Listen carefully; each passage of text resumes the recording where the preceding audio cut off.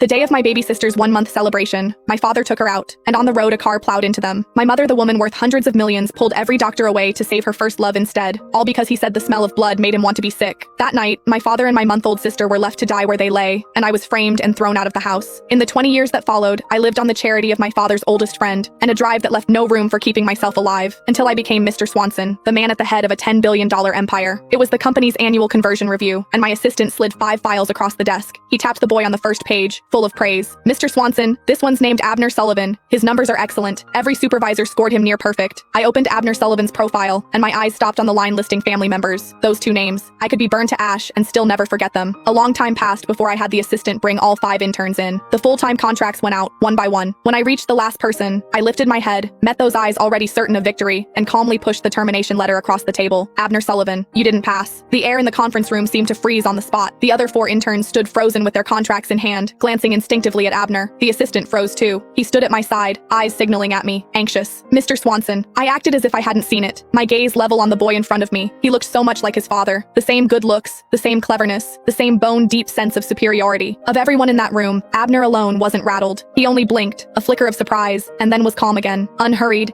he opened the folder he'd brought and spread its contents flat on the table. Mr. Swanson, I've interned at your company for 3 months. I handled 4 projects, 2 of them on my own. Client renewal rate, 100%. His tone was even, neither groveling nor brash, every point in order. 2 straight quarters of top marks on the reviews. My numbers are the highest of any intern in my cohort. He finished, paused, then raised his eyes to me. That puts me first out of everyone who started when I did. If you're cutting me, you owe me a reason. His chin tipped up slightly as he said it. No hurt in his eyes, only the held-down composure of someone who'd just been offended. I leaned back in my chair and looked at him, and let a long silence run before I answered. There's no reason. Abner's face stiffened. This is my company. I want to let you go. It's that simple. A crack finally showed in his expression. His color shifted, but he recovered fast and gave a cold little laugh. Mr. Swanson, this is workplace bullying. He shut the folder, his voice dropping cold. If word of this got out, it might do some damage to your company's reputation. I smiled. I'm not bullying you. I held his eyes, not a trace of expression on my face. If this feels like bullying to you, maybe that's your problem. People who are actually good never think they're being targeted. Only the guilty do. That landed, and Abner's face changed completely. I'd finally gotten under his skin. That was when the assistant leaned in close, dropping his voice at my ear. Mr. Swanson, why don't you reconsider? This young man really did perform exceptionally during his internship, and the board ran a check on him. His mother runs the Sullivan Group. She's K. Sullivan. I raised a hand to cut him off and turned to Abner Sullivan. That's your mother, isn't she? He blinked, then lifted his chin, suddenly proud, as if the name itself made him worth more. So Mr. Swanson has heard of my mother. There was no hiding the confidence in his voice. Then you already understand. Keep me on, and someday there could be a partnership between your company and the Sullivan Group. He said it easily, certain of himself. After all, 20 years on, the Sullivan Group was a long way from its glory days, but it still stood at a height ordinary companies could only stare up at. No need. His face froze. I don't want anything from the Sullivans. I held the